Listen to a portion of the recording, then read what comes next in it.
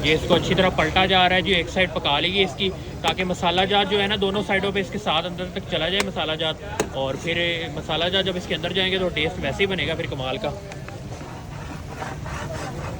ये जी तवे के साथ जैसे ही मतलब इसकी ग्रेवी चिपकती है ना, तो ये टेस्ट को दुबाला कर देती है। बिल्कुल जी, क्योंकि ऐसे। इसकी प्रॉपर ये देखे ना बुनाई हो रही होती है। वाह जी वाह, शेफ साहब पता नहीं कितों कितों डिशा काट के ले आते हैं और आवाम को खिलाते रहते हैं जी। और बहुत कमाल का इनके हाथ में टेस्ट है।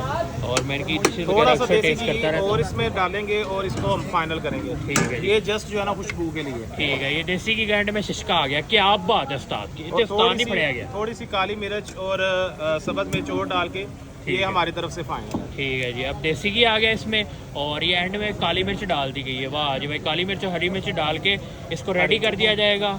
और फिर कमाल की एक हमारे पास मटन मछली रेडी हो जाएगी जी। और ये जनाब सब्ज मिर्च आ गया। एंड में जब हरी मिर्च का शिशका गया है ना उत्ते स्वाद भाई सदीक संस पड़ा गया ना, इन्हों की मछली पड़ी गई ना, इन्हों के दौरान शेफ फड़े गए ने। कोई ये चीज़ देखिए नहीं कैसा खानी पड़ेगी। क्या खूबसूरत टेक्सचर आ रहा है देसी घी जैसे ही अपना आप छोड़ है। हाँ जी। तो कितना बेहतरीन टेक्सचर आ रहा है। बंद कर दे भाई साहब। वाह जी। क्या हो गया।